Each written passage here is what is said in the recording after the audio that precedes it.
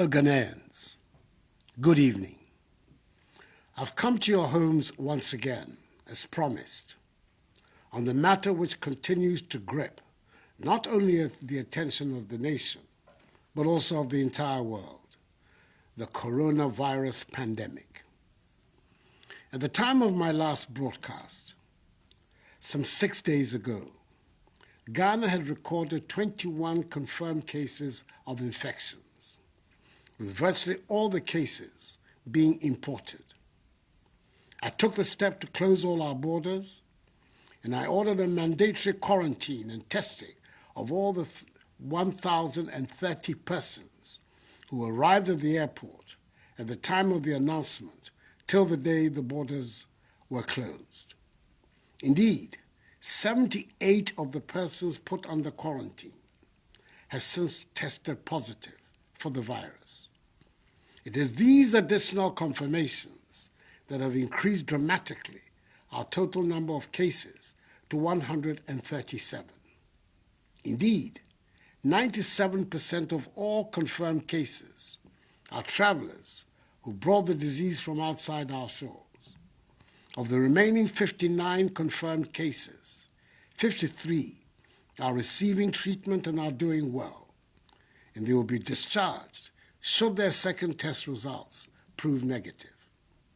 14 of them are being managed at home in self-isolation. 4 persons who were tested positive for the virus but were aged and had other serious underlying medical conditions have lost their lives. May their souls rest in perfect peace. Thankfully, 2 persons have made full recoveries. Fellow Ghanaians, the oath of office I swore on 7th January 2017 demands that I dedicate myself to the service and well-being of you, the Ghanaian people. It is my job to protect you, and I'm determined to do just that. As I've said before, all the government is doing is intended to achieve 5 key objectives: limit and stop the importation of the virus, contain its spread, provide adequate care for the sick, limit the impact of the virus on social and economic life, and inspire the expansion of our domestic capability and deepen our self-reliance. Thus far, we have succeeded in halting any more importations of the virus into our country. And I thank the overwhelming majority of you for adhering to the good hygiene and social distancing protocols announced in my first broadcast to you. However, prevailing circumstances mean the stricter measures have to be put in place to contain and halt the spread of the virus within our country, especially in Accra, Tema, Kasoa, and Kumasi, which have been identified by the Ghana Health Service as the hotspots of the infections. In doing this, we cannot afford to copy blindly and do all the things some other well-developed countries are doing. There is no one-size-fits-all approach to this pandemic. We have a unique situation in our country, and we must take it into account in dealing with the disease, whilst meeting all the 6 key WHO guidelines on the most effective ways of combating the pandemic. Even though it may be said that the number of our infections is still relatively low, if we act now, purposefully, we have a chance of preventing an escalation of our numbers. So, effective 1 a.m. on Monday, 30th March, some 48 hours from now, I have imposed, pursuant to the powers granted the President of the Republic under the Imposition of Restrictions Act, 2020 Act 1012, restrictions on movement of persons in the Greater Accra metropolitan area, GAMA, which includes Awutu Senya East Municipality, and the Greater Kumasi metropolitan area and contiguous districts for a period of 2 weeks, subject to review. It'll give us the opportunity to try to halt the spread of the virus and scale up effectively contact tracing of persons who have come into contact with infected persons, test them for the virus, and if necessary, quarantine and isolate them for treatment should they prove to have the virus.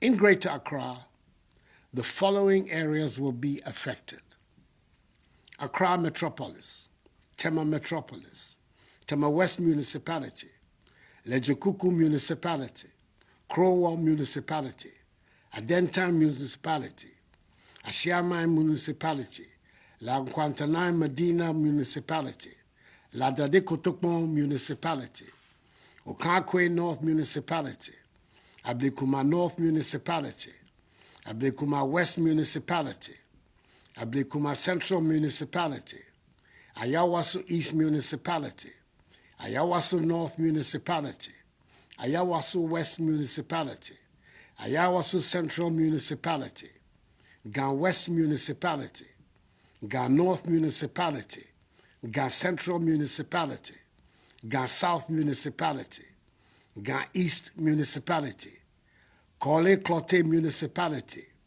Wejagbawe Municipality, Bon Katamanso Municipality, and the Wutusenya East Municipality.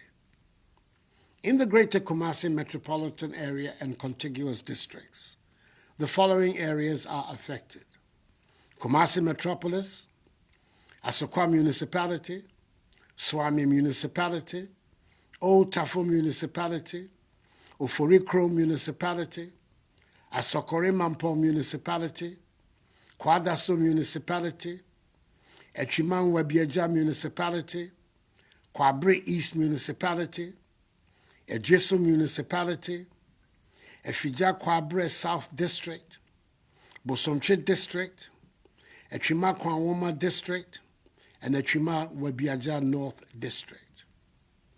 This, in essence, means that everyone resident in these areas must stay at home for the next 2 weeks. However, if you must go out, it must only be to get essential items such as food, medicine, water, undertake banking transactions, or to use public toilet facilities. But as much as possible, stay at home. There shall be during this period no intercity movement of vehicles and aircraft for private or commercial purposes for the areas of the restrictive measures, except for vehicles and aircrafts providing essential services and those carrying cargo. Riders of motorbikes are not allowed to carry any additional person, and all intracity passenger vehicles, such as trotros and taxis, must reduce the number of passengers in order to observe appropriate social distancing and hygiene protocols. Additionally, all commercial vehicle stations shall observe appropriate hygiene protocols and social distancing. The Ministry of Transport has engaged the transport operators and unions in this regard. The Ministry of Local Government and Rural Development has also engaged with the metropolitan, municipal, and district assemblies and the leaders of the market associations in the country to make satisfactory arrangements about the operations of the markets that ensure observance of social distancing and enhanced hygiene protocols. In any event, only persons involved in the food value chain can operate in the markets during this period. Individuals and institutions providing the following services shall be exempted from the restrictions: members of the executive, legislature, and the judiciary. Production, distribution, and marketing of food, beverages, pharmaceuticals, medicine, paper, and plastic packages. Environmental and sanitation activities. Staff of VALCO, road and railway construction workers, mining workers, fisherfolk, members of the security agencies assigned lawful duties, staff of electricity, water, telecommunications, e-commerce, and digital service providers, and staff of fuel stations. Fellow Ghanaians, to accelerate the contact tracing process and ensure we contain the spread of the virus in the shortest time, we will use the military and police to assist health authorities to expedite the process. We'll also pursue a policy of testing all contacts of people tested positive. The affected areas, and indeed all other regions, have earmarked designated isolation and treatment centers for the management of suspected and confirmed cases, as well as the selection of facilities for mandatory quarantine is being carried out. An intensive public health education and community awareness on social distancing and hand washing will be carried out. It is very important that we protect all healthcare providers with personal protective equipment to make sure that they do not contract the virus in the process of protecting our lives. Government has therefore taken delivery of additional PPEs, and more are being procured. Distribution of 17,000 coveralls, 350,000 masks, 17,000 goggles, 2,400 non-contact thermometers, 350,000 gloves, 25,000 sanitizers, and 30,000 test kits are ongoing for healthcare personnel and those undertaking contact tracing and testing. We're recruiting 1,000 community health workers and an additional 1,000 volunteers to help in this endeavor. 100 pickup vehicles and 2,500 tablets have been mobilized for the exercise. Fellow Ghanaians, I'm urging all of you to bear with these additional measures. They are being done in the interest of all of us. They are hopefully only for a short while. These additional measures, together with those earlier announced, are what will help us defeat the virus. And we must be united in our determination and efforts to overcome this challenge. This certainly is not the time for politicking or the display of partisanship. The virus does not care which party you belong to. Neither is it, as we have seen, a respecter of persons. The enemy is the virus and not each other. As I've stated in my earlier broadcasts, all the measures I have announced tonight will be subject to constant review. Fellow Ghanaians, we are in this together, and government will stand by you. We are aware that there will be discomfort and difficulties for all of us over the next couple of weeks. As a responsive government, we will continue to implement bold measures to mitigate the impact of the coronavirus on businesses and households and ensure that job losses are minimized. The Minister for Finance has been directed by me to prepare for approval by Parliament a coronavirus alleviation program to address the disruption in economic activities, the hardship of our people, and to rescue and revitalize our industries. He will then immediately make available a minimum of 1 billion cedis to households and businesses, particularly small and medium-scale enterprises. The commercial banks are, in addition, responding to the Bank of Ghana's 1.5% decrease in the policy rate and 2% in reserve requirement with a 3 billion cedi facility to support industry, especially in the pharmaceutical, hospitality, service, and manufacturing sectors.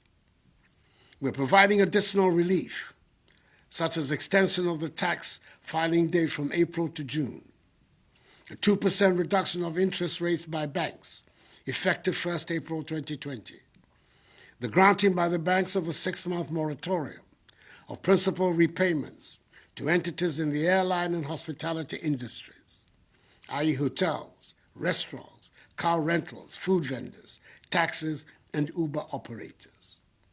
All other sector credit exposures will be reviewed on a case-by-case basis. Mobile money users can send up to 100 cedis for free, and 100% to 300% increase in the daily transaction limits for mobile money transactions. Let me also reiterate that the ban on public gatherings, religious or social, is still in force. Anyone, irrespective of status, religion, or ethnicity, who is found to be flouting them will be dealt with fully in accordance with law. The security services have been clothed with the necessary power to enforce these measures, and I assure you they will do so responsibly, but without fear or favor, ill will or malice. Fellow Ghanaians, with the Bank of Ghana predicting a worst-case GDP growth rate scenario of 2.5% for 2020, should the virus continue to linger for the rest of the year, the effects on our economy would be dire. However, as we have demonstrated over the course of the last 3 years, where we inherited an economy that was growing at 3.4% and transformed it into one which has grown by an average of 7% over the last 3 years, I assure you that we know what to do to bring back our economy back to life. What we do not know is how to bring people back to life. We will therefore protect people's lives, then their livelihoods. For the next 2 weeks, I urge all of you, especially residents in the affected areas of Greater Accra and Greater Kumasi, to be reminded every day that the front line of the fight against coronavirus is your front door. If you cross it, you and your family will likely be infected. So please, stay at home. It is vitally important that each one of us, in all parts of the country, continue to observe the social distancing and house hygiene protocols, for they are the weapons of our defense against the virus. I'm announcing tonight the establishment of a COVID-19 fund to be managed by an independent board of trustees and chaired by former Chief Justice Sophia Akufo, to receive contributions and donations from the public to assist in the welfare of the needy and the vulnerable. I've directed the Controller General to pay my next 3 months' salary, i.e. April, May, and June, into this fund. Let me also thank, from the bottom of my heart, the churches, financial institutions, and individuals who have already made donations to help in this fight. God richly bless them. We can defeat this virus if we all commit ourselves to respecting all the measures that have been outlined. I'm confident that Ghanaians will comply with them, and the security services will not have to intervene with extraordinary means to enforce them. The love of country is deeply embedded in all of us, and I assure you that the security forces will conduct themselves with the necessary professionalism. Mr. Ramo, in some of my cane, yen nyina yen bomodin ni ndiso. Yankopon adaroma e beboyen. Min kpanyefai. Sanene ni wie. Nye fe nye boa modin ni yen no. Ni modromo e ba wa wo fe. We have prayed to Almighty God to heal our land, and I know that by the grace of God, He has heard our cry. Nonetheless, each one of us must do his or her part. May God bless us all and our homeland Ghana, and make her great and strong. I thank you for your attention. Good night.